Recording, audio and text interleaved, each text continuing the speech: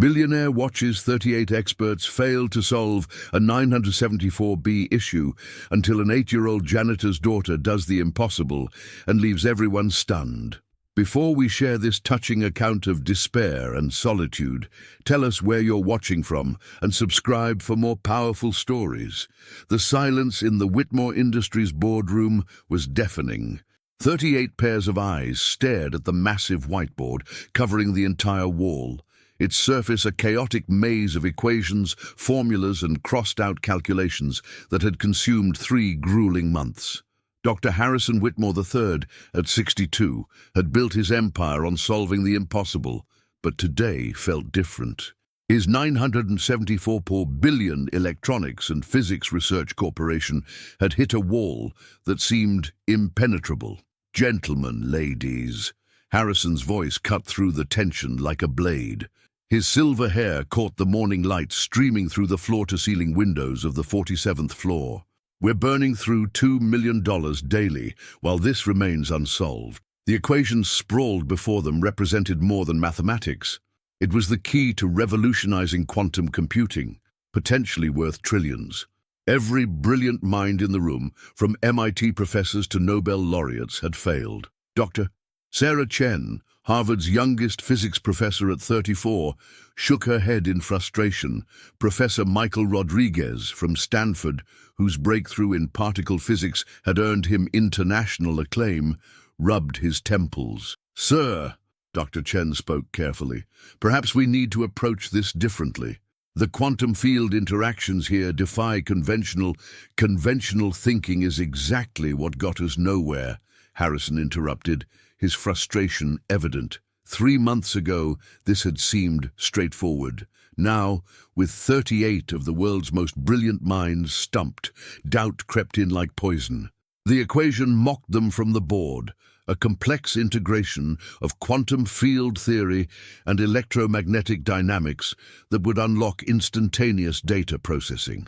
The implications were staggering: medical breakthroughs, space exploration, artificial intelligence beyond current imagination. Outside the boardroom, life continued its normal rhythm. Maria Santos, 43, pushed her cleaning cart down the marble hallway, her weathered hands gripping the handle tightly. 20 years of cleaning these floors had taught her to move invisibly through this world of privilege. Behind her, small footsteps echoed. Her 8-year-old daughter Emma had no choice but to accompany her mother to work during winter break. Emma's stomach growled audibly in the empty hallway. They'd shared a single piece of toast for breakfast, and lunch was still hours away. But the little girl's eyes sparkled with curiosity as she peered through the boardroom's glass walls. The adults inside looked angry, frustrated, defeated, but that enormous board covered in numbers made her heart race with excitement. "Mama, why do those people look so sad?" Emma whispered in Spanish. "They have problems we cannot understand, mija," Maria replied, not looking up from her work. "Stay quiet." But Emma couldn't look away. Her mind, sharp beyond her years from necessity, began processing the symbols and numbers. While others saw impossible complexity, she saw patterns, beautiful, logical patterns that seemed to dance before her eyes. Inside the boardroom, Harrison was losing patience. "I've invested everything in this project. Our competitors are breathing down our necks. If we can't solve this, Mr. Whitmore," Professor Rodriguez interrupted, "with respect, some problems simply require more time. Perhaps another approach." "Time is what we don't have." Harrison slammed his hand on the mahogany table. "Johnson Industries is 6 months behind us, but they're gaining ground. One breakthrough from them, and we lose everything." The room fell silent again. Careers hung in the balance. Reputations built over decades faced destruction. The greatest minds of their generation sat defeated by mathematics itself. What none of them noticed was the small face pressed against the glass, dark eyes moving rapidly across the whiteboard, absorbing every symbol, every failed attempt, every frustrated erasure. Emma's mind worked differently than theirs, not burdened by years of academic constraints, not limited by conventional approaches. The morning stretched on, marked only by the sound of erasers against the whiteboard and the quiet desperation of brilliant people facing their limitations. In 12 hours, Harrison would face his board of directors. In 3 days, the quarterly report would determine the company's future.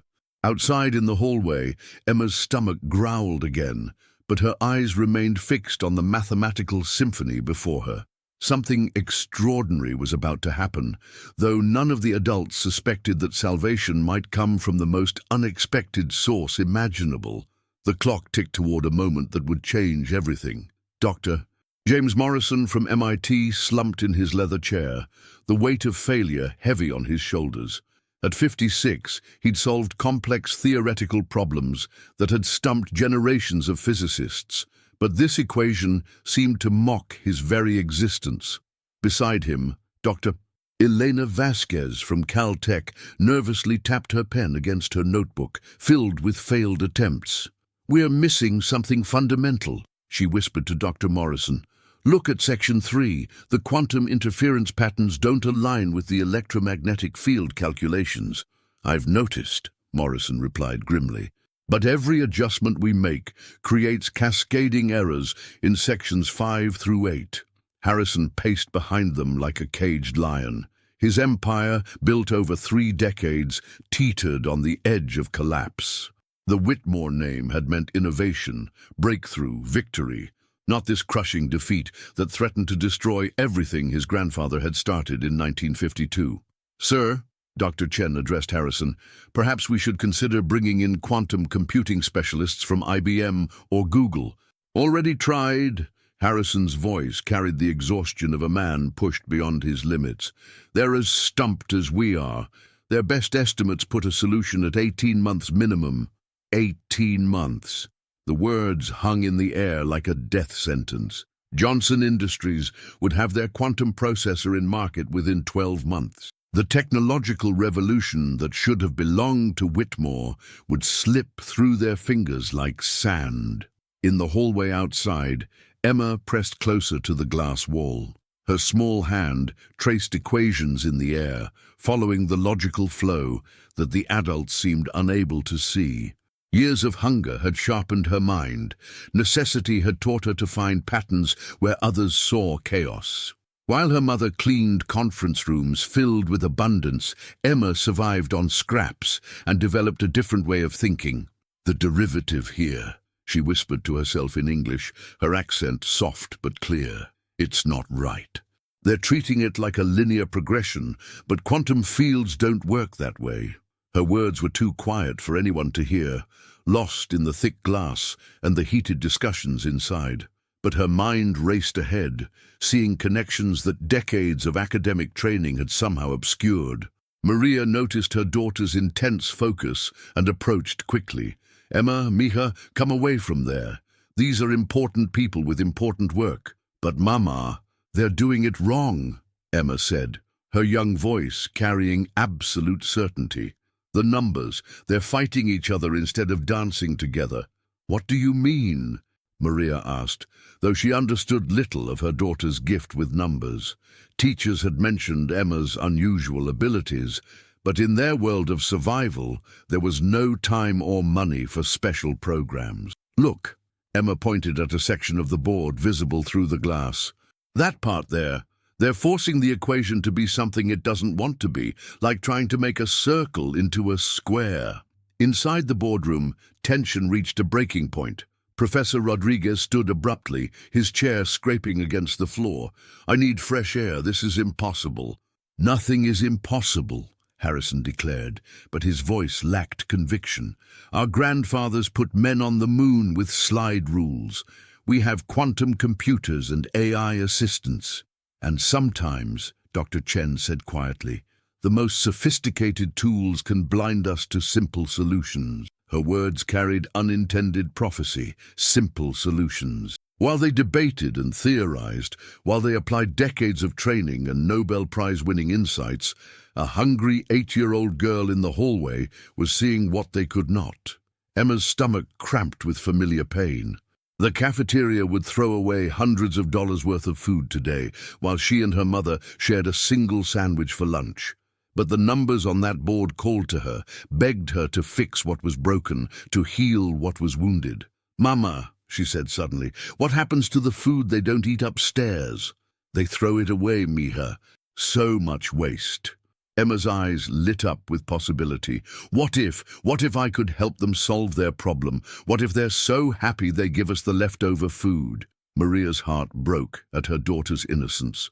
These people don't need help from little girls, Emma. They're the smartest people in the world. But sometimes the smartest people in the world need exactly what they least expect. A fresh perspective, an unbroken spirit, and a mind that sees mathematics not as burden, but as beautiful living art. The morning sun climbed higher, casting longer shadows across the boardroom, where 38 brilliant minds struggled with an equation that an 8-year-old girl had already begun to solve in her heart. By 11 a.m., the boardroom atmosphere had become toxic with desperation. Dr. Michael Torres from Princeton had worked through his third pot of coffee, his hands shaking slightly as he approached the whiteboard one more time.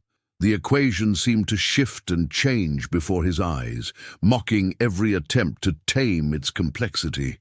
"We're approaching this backwards," declared Dr. Rebecca Walsh from Oxford, her British accent sharp with frustration. "The quantum field calculations assume static conditions, but reality is dynamic." "We've tried dynamic modeling," Dr. Chen replied wearily. "Remember Tuesday's attempt? 17 hours of calculations that led nowhere." Harrison stopped pacing and faced his assembled team. His navy suit, perfectly pressed that morning, now showed wrinkles of stress. "Ladies and gentlemen, I'll be frank. The board meets tonight. If we can't show significant progress, they'll pull funding from this project." The room fell deadly silent. Pulling funding meant more than professional disappointment. It meant the collapse of the most ambitious scientific project of their generation. Careers would end. Dreams would die. The future of quantum computing would belong to someone else. "Sir," Professor Rodriguez spoke carefully, "perhaps we could request an extension." "Explain the complexity." "The board doesn't care about complexity." Harrison's voice carried bitter experience. "They care about results. Johnson Industries announced their breakthrough yesterday. We're running out of time to stay relevant." Outside in the hallway, Emma had convinced her mother to let her sit on the floor near the glass wall, while Maria cleaned nearby offices. The little girl had found a broken crayon in a wastebasket and was working equations on the back of discarded paper, her small fingers moving with surprising precision. "Mija, what are you writing?" Maria asked during a brief break. "I'm fixing their numbers, Mama," Emma replied with the confidence of childhood. "See? They keep trying to make this part equal that part, but they're different types of numbers, like trying to add apples and colors." Maria knelt beside her daughter, looking at the symbols and numbers that meant nothing to her. "How do you know these things, Emma?" "I don't know, Mama. I just see them, like when you look at a broken chair and know how to fix it." It was true. Emma had always seen patterns others missed. While other children struggled with basic arithmetic, she solved complex problems by seeing mathematical relationships as living, breathing entities. Numbers spoke to her in ways that words sometimes failed. Inside the boardroom, Dr. Morrison had reached his breaking point. "Perhaps we should consider that this equation is unsolvable with current mathematical frameworks. Maybe we're attempting something beyond human capability." "No," Harrison's voice cut like steel. "I've bet everything on this project. My reputation, my company, my family's legacy. There has to be an answer." Dr. Vasquez looked up from her calculations, dark circles under her eyes. "We could try dividing the problem into smaller segments. Attack each piece separately." "Already attempted," Dr. Chen replied. "Last week. The segments lose meaning without the whole." The whiteboard had become a battlefield, covered in the debris of intellectual warfare. Erasure marks crossed out failed attempts. Different colored markers showed various approaches, all ending in failure. The original equation, written in bold black ink, remained unchanged, unsolved, undefeated. Emma studied this chaos through the glass and saw something the experts missed. Their approaches fought against the equation's natural flow. They imposed solutions rather than discovering them. They treated mathematics like conquest rather than cooperation. "Mama," she said suddenly, "I need to tell them something." "Tell them what, Mija?" That they're hurting the numbers instead of helping them." Maria's heart ached at her daughter's innocence. "These people are very smart, Emma. They don't need help from—" "But they do, Mama. Look at their faces. They're scared and sad. And the numbers on the board. They're crying." In her child's mind, Emma saw mathematics as alive, with feelings and preferences. The equation wasn't a problem to be solved, but a puzzle that wanted to be understood. The difference between conquest and cooperation might seem small to adults, but it was everything. Harrison glanced at his Rolex, a gift from his father when Whitmore Industries went public 30 years ago. Time was slipping away like sand through his fingers. In 9 hours, he would face a boardroom full of investors who measured success only in profits and patents. What he didn't know was that salvation sat just beyond the glass wall, in the form of a hungry little girl who saw mathematics not as enemy, but as friend. The lunch hour brought no relief to the boardroom. Catered meals from the city's finest restaurant sat untouched on a side table, while 38 brilliant minds continued their battle against mathematical impossibility. The irony wasn't lost on Harrison. Thousands of dollars worth of gourmet food growing cold while desperation grew hot. Dr. Amanda Foster from Yale pushed away her untouched salmon and approached the whiteboard again. Her usually perfect composure had cracked under pressure, revealing the human vulnerability beneath her professional facade. "I keep coming back to Section 7, she announced. "The quantum entanglement variables. Something feels wrong." "Everything feels wrong," muttered Dr. Kevin Park from Berkeley. At 41, he'd published groundbreaking papers on quantum mechanics, but this equation made him feel like a first-year graduate student again. Harrison's phone buzzed constantly with calls from board members, investors, and media outlets who'd gotten wind of the company's struggles. He ignored them all, his focus laser-sharp on the mathematical monster that threatened to destroy everything. "What if," Dr. Walsh suggested, "we're thinking too literally? Quantum mechanics operates on probability and possibility. Maybe our error is assuming definitive solutions." "Probability mathematics were my third attempt," Dr. Chen replied, exhaustion evident in her voice. "The calculations become even more complex." Outside the boardroom, Emma had grown bolder. While her mother cleaned nearby offices, the 8-year-old had moved closer to the glass wall, studying the equation with the intensity of a master chess player analyzing a crucial game. Her stomach had stopped growling. Hunger pangs became background noise when her mind encountered interesting problems. She noticed something the adults seemed to miss. They kept treating each section of the equation as separate entities, but Emma saw the mathematical poetry that connected everything. Like verses in a song, each part meant little alone, but created beautiful harmony together. "Mama," she called softly, "can I ask you something?" Maria looked up from organizing cleaning supplies. "See, Mija, what is it? When you clean a really big mess, do you clean each tiny piece separately, or do you see the whole room and clean in a pattern?" "I see the whole room, of course. Otherwise I'd waste time and miss connections." Emma nodded enthusiastically. "That's what they're not doing. They're cleaning each tiny piece but not seeing the whole room." Maria didn't understand the mathematics, but she understood her daughter's gift for seeing patterns others missed.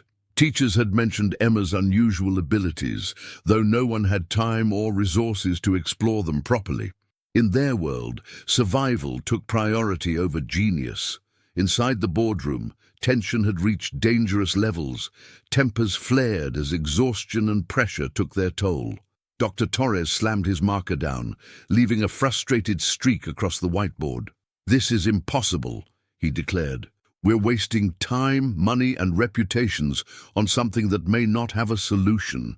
"Every problem has a solution," Harrison insisted, but his voice carried less conviction than before. My grandfather used to say that impossibility is just another word for not yet figured out. Doctor, Morrison looked up from his calculations, his expression grave. With respect, sir, your grandfather wasn't dealing with quantum field dynamics that operate outside conventional mathematical frameworks. Conventional frameworks? Harrison repeated thoughtfully. What if that's exactly the problem? The room fell silent as 38 brilliant minds contemplated the possibility that their greatest strength, years of academic training and conventional thinking, might be their greatest weakness. Emma pressed her small hand against the glass wall, her dark eyes tracking across the equation with mechanical precision. In her mind, she could see the solution flowing like water, natural and inevitable. The numbers wanted to dance together, but the adults kept forcing them into rigid formations that fought their essential nature. Her breath fogged the glass as she whispered, "You just need to let them be friends." Doctor. Foster paused mid-calculation, a strange feeling washing over her. For a moment, she thought she heard something, not words exactly, but a different way of thinking. She glanced toward the glass wall but saw only empty hallway. The afternoon sun shifted, casting new shadows across the boardroom.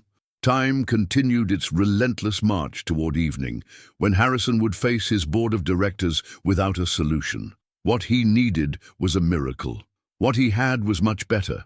A little girl with an empty stomach and a full heart, who understood that mathematics wasn't about conquest, but about cooperation. The equation waited patiently on the whiteboard, ready to reveal its secrets to the one mind capable of seeing them clearly.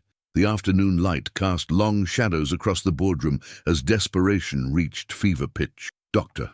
Jennifer Liu from Stanford had filled an entire supplementary whiteboard with attempted solutions, each one crossing out in red ink like mathematical tombstones. The air conditioning worked overtime against the heat generated by brilliant minds under impossible pressure. "We're missing something fundamental, Doctor," Rodriguez declared, his voice hoarse from hours of discussion. "Every approach leads to the same dead end in Section 12. Harrison hadn't sat down in 3 hours. His pristine office had become a war room, and he was a general watching his army fail against an enemy that couldn't be defeated through conventional means. The weight of 3 generations of family legacy pressed down on his shoulders like a physical force. "Sir," Dr. Park spoke hesitantly, "perhaps we should consider alternative approaches.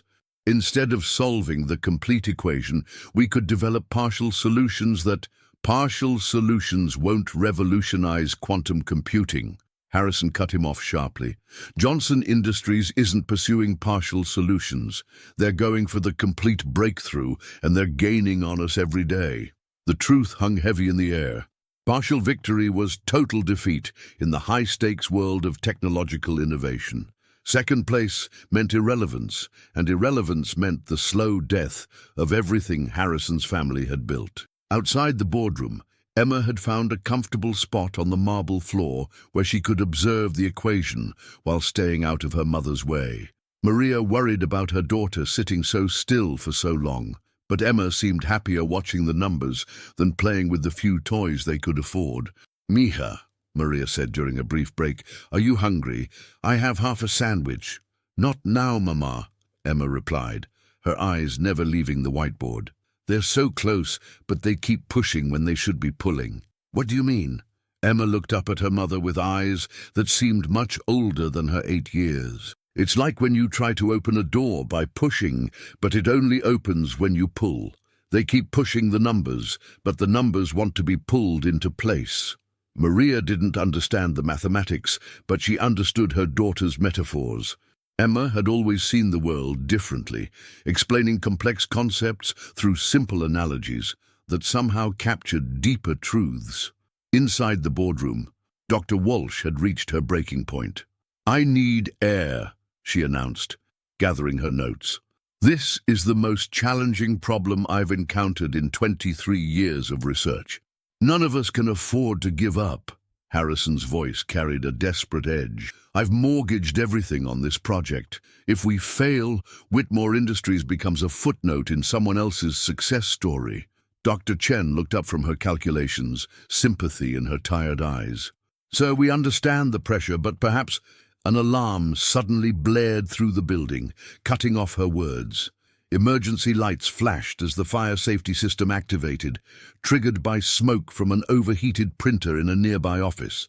The piercing sound shattered everyone's concentration. "False alarm," Harrison announced after checking his phone.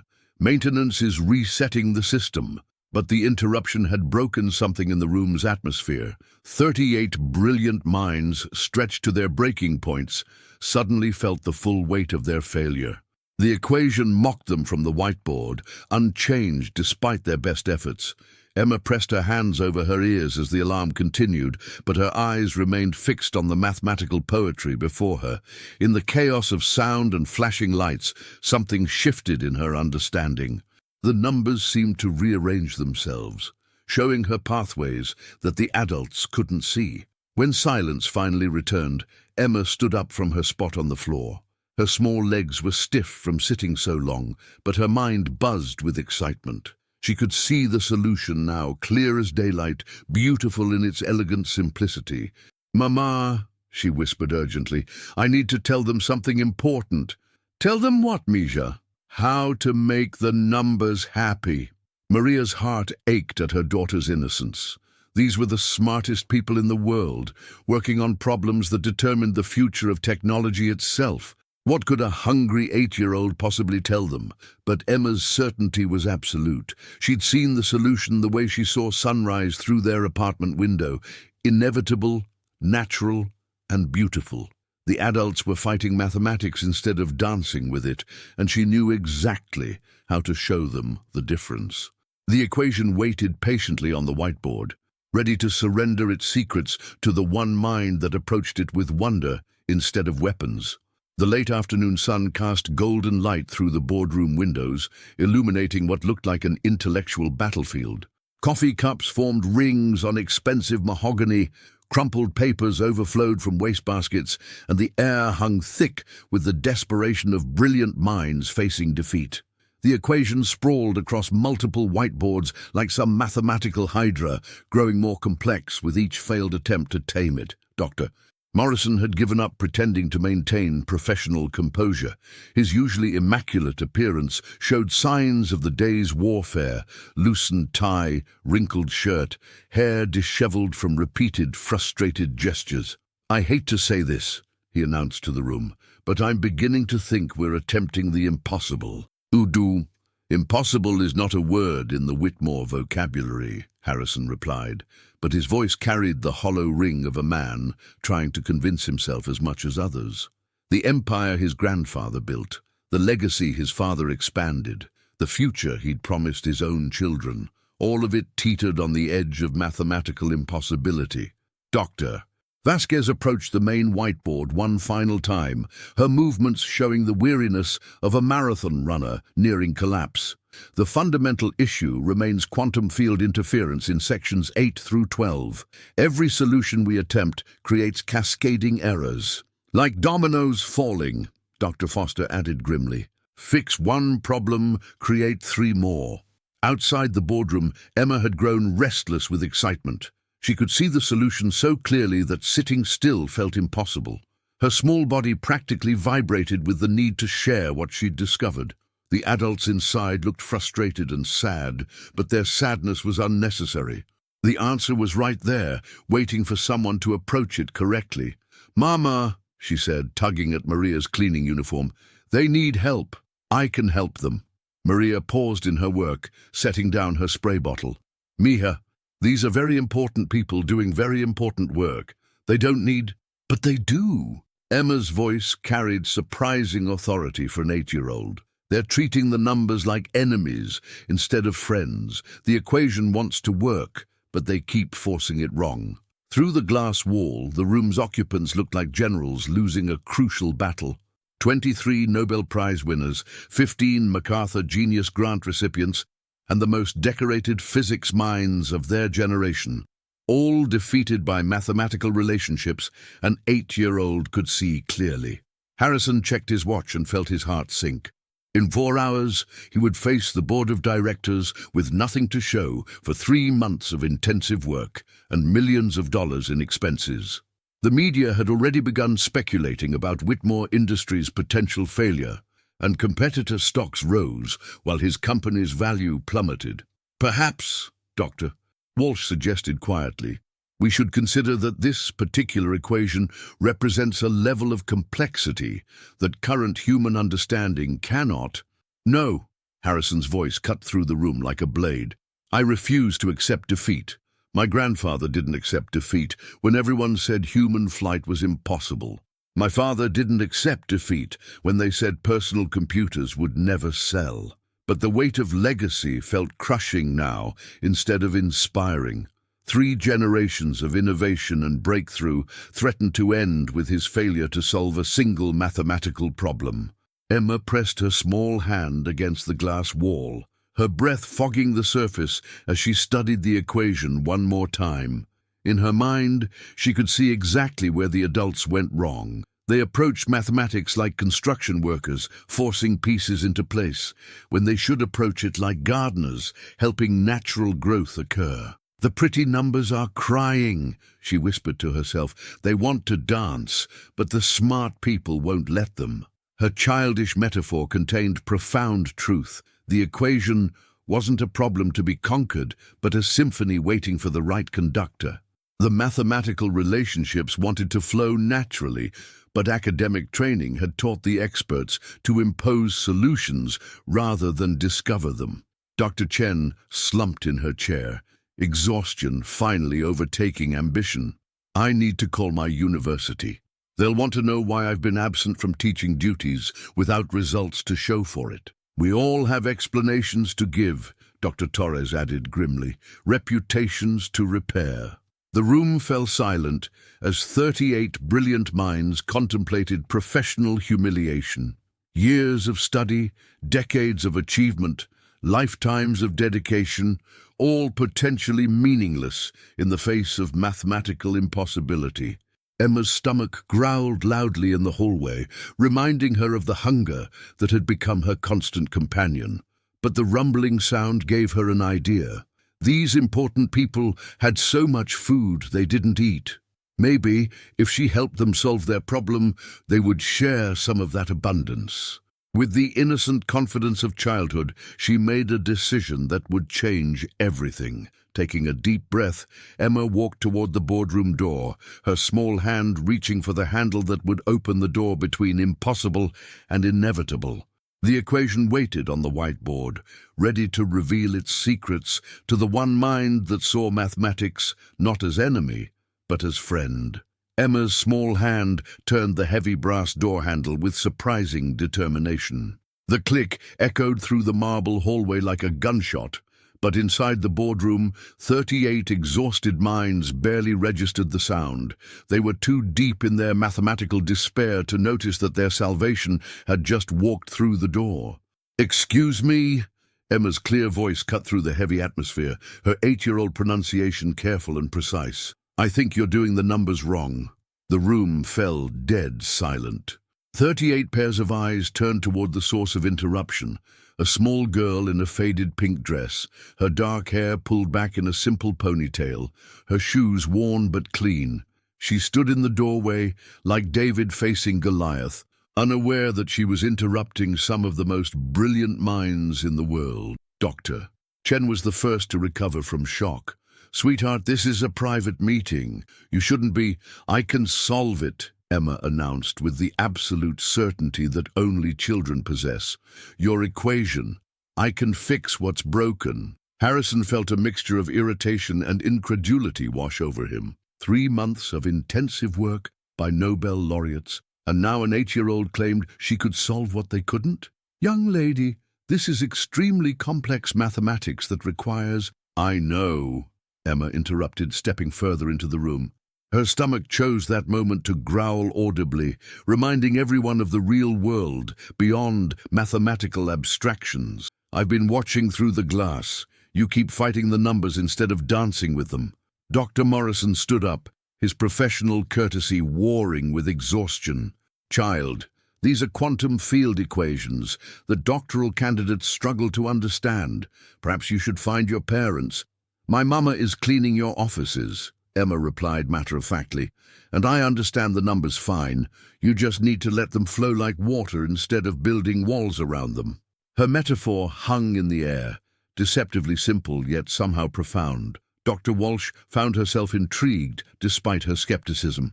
What do you mean by flow like water? Emma approached the main whiteboard, her small frame dwarfed by the massive equations that had defeated brilliant minds for months. See here? She pointed to section 7 without touching the board. You're trying to make this part equal this part, but they don't want to be equal. They want to complement each other like music harmonies. The room remained silent, but something had shifted. 38 experts found themselves listening to a child who saw mathematics not as rigid rules, but as living, breathing relationships. Look, Emma continued, her young voice gaining confidence. In section 3, you have quantum interference patterns, right? But you're treating them like they're separate from the electromagnetic calculations in section 8. They're not separate. They're dancing partners. Dr. Vasquez leaned forward, her scientific curiosity overriding her disbelief. What do you mean by dancing partners? In real dancing, you don't force your partner to move exactly like you. You move together but different. The quantum stuff and the electromagnetic stuff, they want to move together but different. Harrison felt something stir in his chest. Not hope exactly, but a crack in his despair. And how would you suggest we let them dance together? Emma studied the equation with the intensity of a master musician reading a complex score. You need to change the integration here. She pointed to a section that had caused particular problems. Instead of treating it as a linear progression, make it spiral, like how water goes down a drain, but prettier. The room held its collective breath. Dr. Chen approached the whiteboard, marker in hand. Show me exactly what you mean. Emma looked at the marker, then at the 38 brilliant faces watching her. For the first time since entering the room, her confidence wavered slightly. I don't know how to write the fancy symbols, but I can see how they should go. Then tell us, Harrison said, his voice gentler now. Describe what you see. Emma took a deep breath and began describing mathematical relationships with the clarity of pure intuition. As she spoke, describing spirals and harmonies and natural flows, something extraordinary happened. The experts began to see their equation through her eyes, not as an enemy to be conquered, but as a puzzle that wanted to be solved. Dr. Foster started translating Emma's descriptions into mathematical notation, her hand moving quickly across a fresh section of whiteboard. With each symbol she wrote, following the child's guidance, the equation began to transform. Wait, Dr. Morrison said suddenly, his eyes widening. If we apply spiral integration to section 7 while maintaining harmonic resonance with section 8, the room exploded into activity. 38 brilliant minds suddenly saw pathways they had missed, connections they had overlooked, possibilities they had dismissed. All because an 8-year-old girl saw mathematics as music instead of warfare. Emma stepped back, watching the adults frantically calculate, her small face glowing with satisfaction. She had kept her promise to help them, and now maybe, just maybe, they would share some of that wonderful food going to waste. The transformation in the boardroom was electric. Dr. Chen's marker flew across the whiteboard as she translated Emma's intuitive descriptions into precise mathematical notation, her movements urgent with newfound purpose. The spiral integration eliminates the cascade errors we've been fighting for months. Brilliant! Dr. Park exclaimed, his exhaustion forgotten as he worked alongside her. The harmonic resonance approach allows the quantum and electromagnetic components to complement rather than interfere with each other. Emma watched the flurry of activity with wide eyes, amazed at how quickly the sad, frustrated adults had become excited and energetic. They scribbled numbers and symbols with the enthusiasm of children at play, their earlier despair replaced by electric anticipation. Harrison stood transfixed, watching his team of experts build upon the foundation that an 8-year-old girl had provided. The equation that had mocked them for 3 months was finally yielding its secrets, not through brute intellectual force, but through a child's intuitive understanding of mathematical harmony. "Young lady," he said, approaching Emma carefully, "what's your name?" "Emma Santos," she replied, her confidence returning as she saw the positive results of her intervention. "My mama is Maria Santos. She cleans your building." "Emma Santos," Harrison repeated thoughtfully. "Tell me, how did you know what we were doing wrong?" Emma tilted her head, considering the question with the seriousness of youth. The numbers looked sad and angry, like when my mama tries to force our old radio to work by hitting it, but it only works when she's gentle and patient. Dr. Walsh paused in her calculations, struck by the profound simplicity of the analogy. "You saw the equation as emotional." "Not emotional exactly," Emma said, searching for the right words, "but alive. Math is alive, like music or dancing. You can't force it to do what you want. You have to ask it nicely and let it show you what it wants to be." Odim. The room fell silent for a moment as 38 brilliant minds contemplated this radically different approach to their field. They had spent decades treating mathematics as a tool to be wielded, but Emma saw it as a partner to be understood. Dr. Morrison looked up from his calculations, his face showing wonder. "The spiral integration is working. Section 12 is resolving beautifully. And the electromagnetic harmonics are stabilizing the quantum field fluctuations instead of amplifying them," Dr. Vasquez added excitedly. Harrison felt his phone buzzing with calls from board members, but for the first time in months, he ignored them completely. Something miraculous was happening in his boardroom, and he wouldn't miss it for anything. Emma's stomach growled again, loudly enough that several people noticed. She pressed her small hand against her middle, embarrassed but trying to hide it.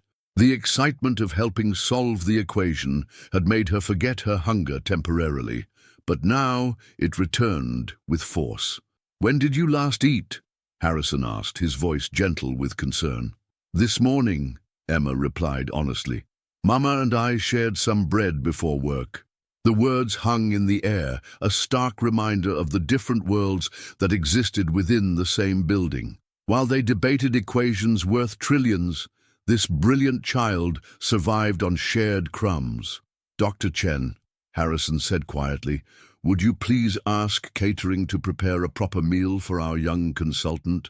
"Consultant?" Emma's eyes lit up with delight. "Does that mean I'm helping for real?" "You're doing more than helping," Harrison replied, his voice carrying new respect. "You're saving our entire project." Dr. Foster looked up from the whiteboard where she'd been working frantically. "Sir, we're making incredible progress. If Emma's approach continues to hold, we could have a complete solution within hours."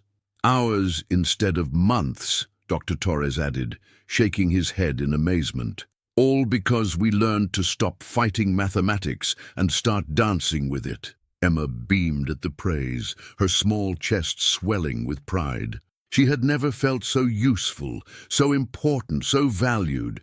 These incredibly smart adults were listening to her ideas and treating her like an equal. "There's more," she said suddenly, looking at a section of the equation that still seemed slightly off to her trained eye. "In section 10, you're still pushing a little bit. If you make it more like a gentle curve instead of a straight line." The experts rushed to implement her suggestion, their movements coordinated like a well-rehearsed orchestra. Emma's unique perspective had unlocked not just a solution, but an entirely new way of approaching complex mathematical problems. As the afternoon sun shifted lower in the sky, casting warm golden light across the boardroom, something extraordinary was taking shape. The impossible was becoming inevitable, all because an 8-year-old girl had seen mathematics not as conquest, but as collaboration. The equation that had defeated brilliant minds for months was finally ready to surrender its secrets to the power of childlike wonder and genuine understanding. The boardroom had transformed into a symphony of intellectual excitement. Markers squeaked against whiteboards as 38 brilliant minds worked with unprecedented coordination, building upon Emma's revolutionary insights. The child stood at the center of it all, her small frame dwarfed by towering adults, yet commanding their complete attention and respect. The resonance patterns are stabilizing perfectly, Dr. Wu, Chen announced, her voice trembling with excitement. Emma's harmonic approach is eliminating decades of theoretical roadblocks. Dr. Morrison wiped sweat from his forehead, his earlier exhaustion replaced by manic energy. I've never seen quantum field calculations resolve so elegantly. It's like the mathematics is cooperating instead of resisting. Emma watched the frenzied activity with growing amazement. These incredibly smart people were using her ideas to solve problems that could change the world. She felt important and valued in a way she'd never experienced before, not as a burden or obstacle, but as a contributor to something magnificent. Harrison couldn't tear his eyes away from the evolving solution. Months of despair were melting away as the equation yielded section by section to Emma's intuitive understanding. "Young lady," he said, approaching her carefully, "do you understand what you've accomplished here?" "I helped fix the sad numbers," Emma replied with characteristic simplicity. "Now they're happy and working together instead of fighting." "You've done much more than that." Harrison's voice carried profound respect. "You've potentially revolutionized quantum computing, which could transform medicine, space exploration, artificial intelligence, everything." Emma's eyes widened. "Really? Just by being nice to the numbers? Just by seeing what we couldn't see?" Dr. Walsh interjected, looking up from her calculations. "We were so focused on forcing solutions that we missed the natural pathways the mathematics wanted to follow." A catering assistant appeared at the boardroom door, wheeling in a cart laden with fresh food. Harrison had ordered a complete meal for Emma. Sandwiches, fruit, milk, cookies, more food than she typically saw in a week. "For me?" Emma asked, her eyes reflecting disbelief and delight. "For our chief consultant," Harrison replied with a smile. "The person who saved our project deserves proper nutrition." Emma approached the food cart as if it were treasure. She selected a sandwich with careful reverence, taking small bites to make it last longer. The flavors seemed impossibly rich after months of subsistence meals. "Mama will be so happy," she said between bites. "She worries when I'm hungry, but she can't help it. We don't have much money." The words struck the room like lightning. These brilliant minds, focused on trillion-dollar breakthroughs, suddenly faced the reality of genuine poverty existing just outside their privileged bubble. Dr. Vasquez felt tears forming in her eyes. "Emma, how often are you hungry?" "Most days," Emma answered honestly, not understanding why the question made the adults look so sad. "But it's okay. Mama works very hard, and someday things will be better." Harrison felt something fundamental shift inside his chest. This remarkable child, who had just saved his company and potentially changed the world, lived with daily hunger while he worried about stock prices and board meetings. "Dr. Foster," he said quietly, "how close are we to a complete solution?" "With Emma's framework, I estimate 2 hours maximum," she replied. "The mathematical foundations she's provided are solid. We're essentially filling in details now." 2 hours. After 3 months of failure, they were 2 hours away from the breakthrough that would revolutionize technology and secure Whitmore Industries' future for generations. Emma finished her sandwich and carefully wrapped the remaining half in a napkin. "For Mama," she explained when she noticed the adults watching. "She'll be so excited to taste something this good." The gesture of generosity, a hungry child saving food for her mother, touched every heart in the room. These people who measured success in billions were witnessing wealth that couldn't be calculated. The riches of love, sacrifice, and unselfish care. "Emma," Harrison said, his voice carrying new gravity, "I want to discuss something important with you and your mother. What you've done today. It changes everything, not just for our company, but for you and your family." Emma looked up at him with curious eyes, a cookie halfway to her mouth. "What do you mean?" "I mean, Harrison said, his decision crystallizing as he spoke, that brilliant minds deserve brilliant opportunities, and hunger should never be part of genius. Dr. Chen paused in her calculations, understanding immediately what Harrison was considering. The room fell silent as everyone contemplated the magnitude of what was happening, not just mathematical breakthrough, but human transformation. Emma had saved their project, but somehow in the process they were discovering that she might be saving something much more important, their understanding of what truly mattered in life. The equation continued its march toward completion, but now it seemed less important than the small girl who had made it possible. Maria Santos pushed her cleaning cart down the marble hallway, her heart heavy with worry.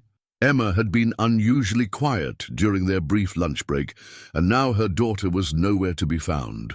The expensive hallways of Whitmore Industries suddenly felt more like a maze designed to separate people like her from people like them.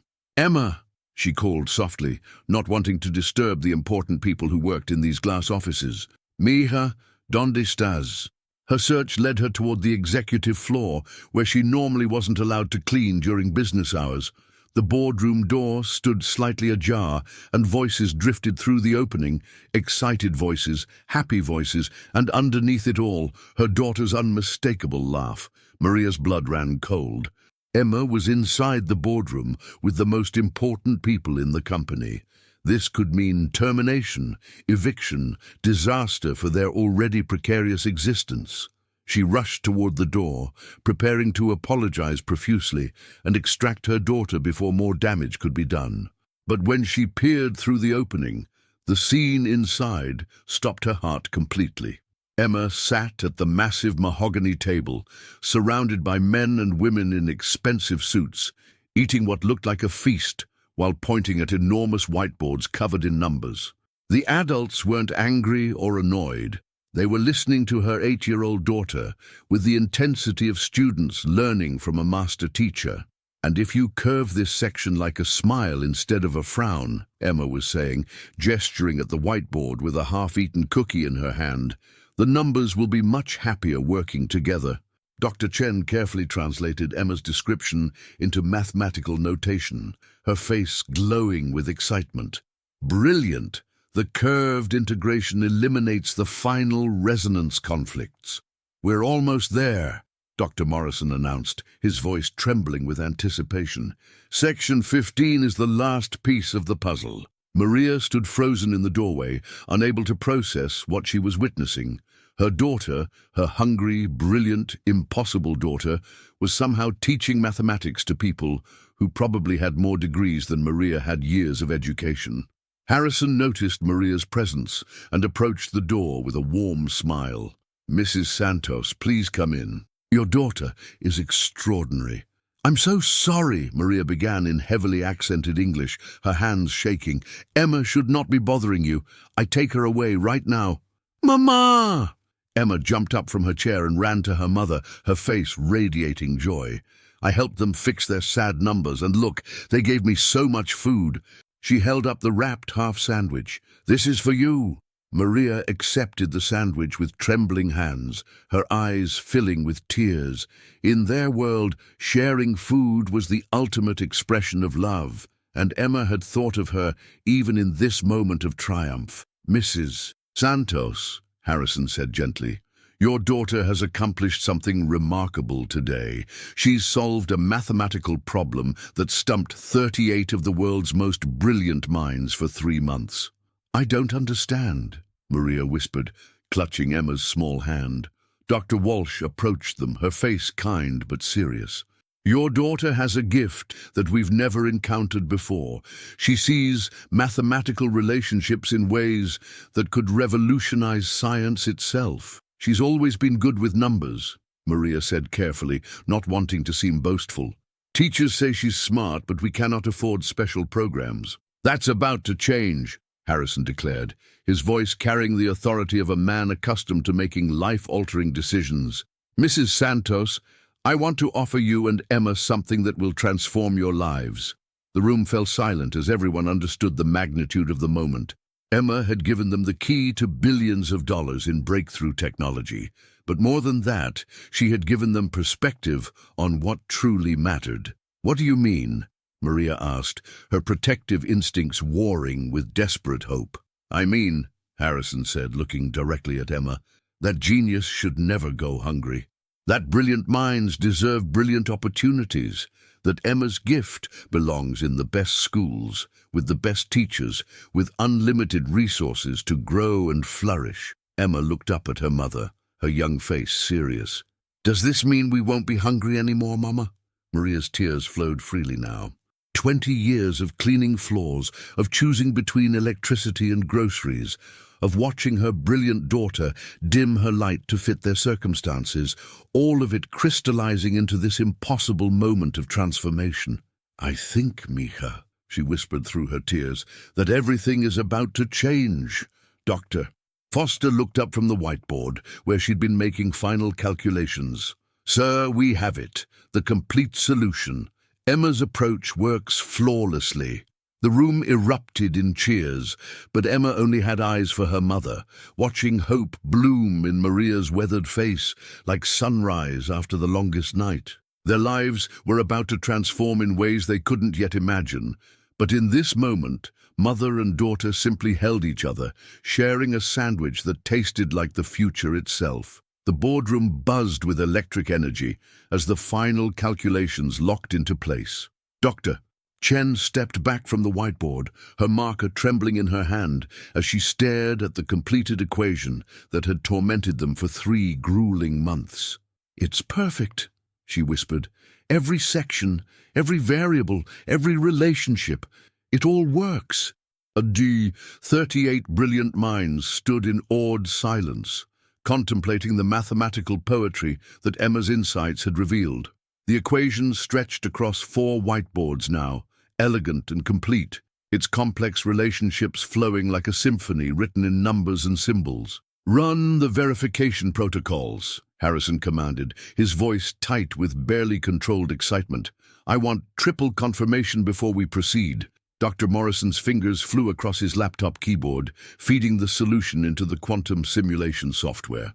The room held its collective breath as processing indicators spun on the screen. Then one by one, green check marks appeared beside each calculation. "All variables confirmed," he announced, his voice cracking with emotion. "The solution is mathematically sound across all quantum field parameters." Dr. Vasquez pulled up the practical applications interface, her hands shaking with anticipation. Energy efficiency calculations show 847% improvement over current methods. Processing speed increases by factors we've never dreamed possible. Emma watched the adults celebrate with growing confusion. They seemed happy about something she'd helped create, but their joy felt different from hers, bigger somehow, more complicated. She tugged at Harrison's expensive suit jacket. "Mr. Harrison," she said, "why is everyone so excited about fixing the numbers? I thought you wanted me to help so you wouldn't be sad anymore." Harrison knelt down to Emma's level, his eyes bright with unshed tears. "Emma, what you've helped us create today will change the world. This equation, your equation, will help doctors cure diseases faster, help scientists explore space, help computers think in ways we never imagined possible." "Really?" Emma's eyes widened with wonder. "Just from making the numbers happy?" "Just from making the numbers happy," Harrison confirmed, marveling at the profound simplicity of her perspective. Maria stood nearby, still clutching the sandwich Emma had saved for her, trying to process the surreal scene unfolding around them. These powerful people treated her daughter like a treasured colleague, speaking to Emma with respect Maria had rarely experienced herself. Dr. Park approached them with a tablet displaying news headlines that were already beginning to appear online. "Sir, word is spreading. Whitmore Industries achieves quantum computing breakthrough is trending globally. Johnson Industries' stock is plummeting," Dr. Foster added, checking her phone. "Our breakthrough just made their 3-year research program obsolete." Harrison felt the weight of generational pressure lifting from his shoulders. The family legacy was secure, The company's future guaranteed, and the technological revolution they'd dreamed of was now within reach. But as he looked at Emma's innocent face, he realized that saving his empire felt less important than what came next. "Mrs. Santos," he said, turning to Maria with decision crystallizing in his voice, "I want to discuss Emma's future. Her gift is unprecedented, and with proper nurturing, she could become one of the greatest mathematical minds in history." "What are you saying?" Maria asked carefully, her protective instincts on high alert. "I'm saying that Emma deserves the best education money can provide. Private tutors, access to university resources, mentorship from the world's leading mathematicians. I want to establish a full scholarship fund for her education, from elementary school through graduate studies." Emma looked between the adults, sensing the weight of their conversation without fully understanding its implications. "Does this mean I get to learn more about making numbers happy?" "So much more," Dr. Chen interjected, her voice warm with possibility. "You could learn about the mathematics that governs stars and planets, the equations that describe how life itself works, the numbers that could help us understand the entire universe." "And we won't be hungry anymore?" Emma asked with the practical wisdom of a child who'd known scarcity. Harrison's heart broke at the question's simple directness. "Never again," he promised. "I want to offer your mother a position here at Whitmore Industries. Full benefits, excellent salary, and flexible hours so she can support your education." Maria's legs nearly gave out. A stable job with benefits, her daughter's education secured, an end to the constant fear of eviction and hunger. It seemed too good to be true. "But," Harrison continued, his voice growing serious, "I want something in return." The room fell silent.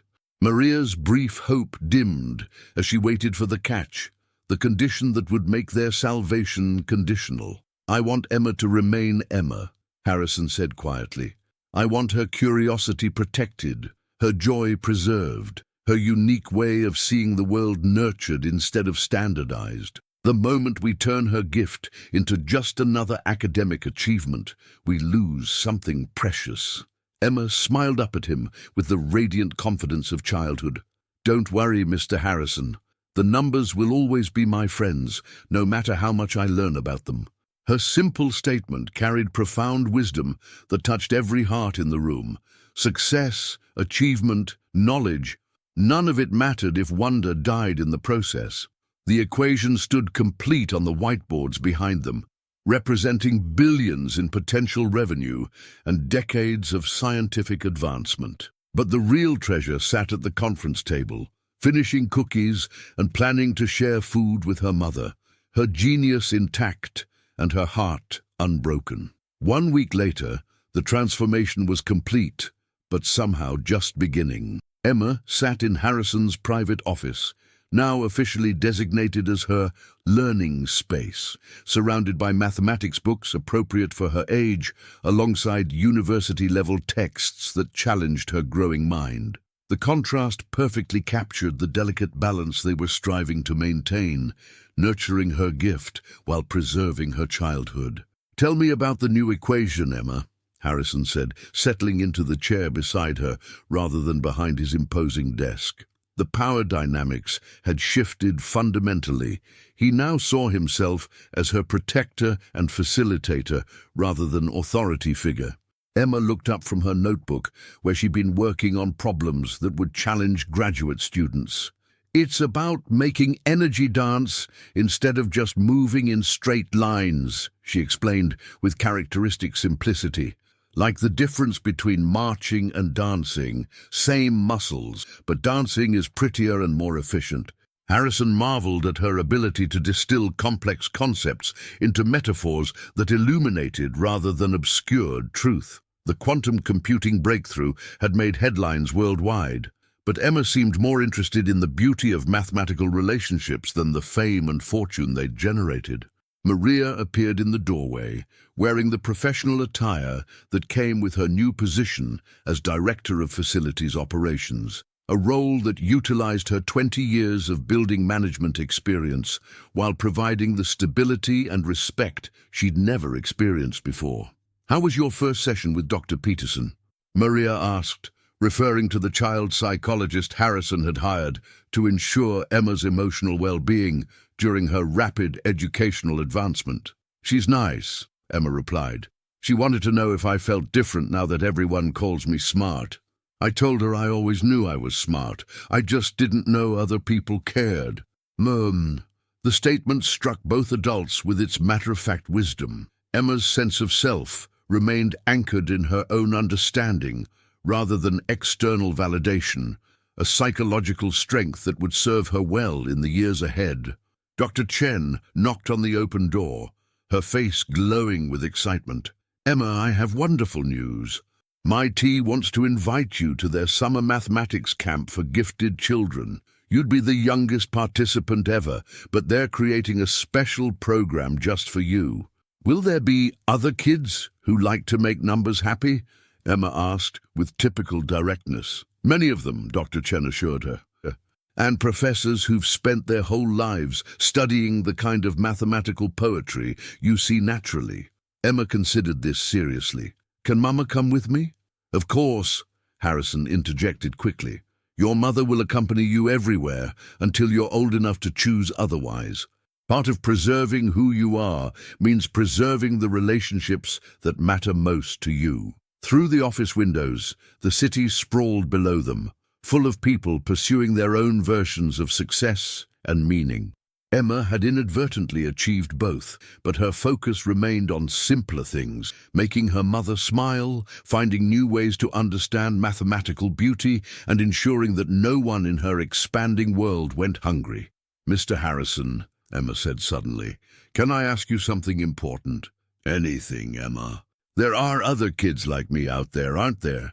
Kids who see things differently but don't have people to help them." Harrison felt his heart expand with pride and purpose. Even at 8 years old, even while processing her own transformation, Emma was thinking about others who might need help. "Yes," he said quietly. "There are many children with gifts that go unrecognized, especially children from families without resources. Then we should help them too," Emma declared, with the moral clarity that only children possess. "If making numbers happy can change our lives this much, imagine what could happen if we helped lots of kids make their special things happy." Maria's eyes filled with tears of pride. Despite all the changes, all the opportunities and recognition, Emma remained the generous-hearted child who had saved half a sandwich for her mother. Harrison felt something click into place, a purpose larger than corporate success or technological achievement. "Emma, would you like to help me start a foundation? Something that finds children with special gifts and makes sure they get the support they need. Can we call it the Happy Numbers Foundation?" Emma asked, her face lighting up with possibility. "We can call it whatever you want," Harrison replied, already envisioning the impact such an organization could have. Emma's story was miraculous, but it didn't have to be unique. Dr. Chen smiled at the exchange, remembering her own childhood when mathematical concepts had seemed like magic, but no one had believed in her potential. "I'd like to help with that foundation," she offered. "Every brilliant mind deserves a chance to shine."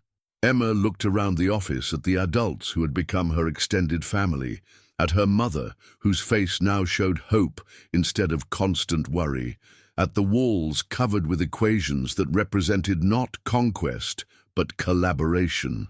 "You know what I think?" she said, closing her notebook and standing up with the confidence of someone who had learned she could change the world. "What do you think, Mia?" Maria asked, using the familiar endearment that grounded them both in love. "I think the best part about making numbers happy isn't the numbers at all," Emma said with wisdom beyond her years. "It's that when you help something be what it wants to be, everything gets better. Numbers, people, families, whole companies, everything." She walked to the window and looked out at the city below, her small hand pressed against the glass. Somewhere out there were other children like her, other families struggling, other gifts waiting to be discovered and nurtured. The equation that had changed their lives was just the beginning.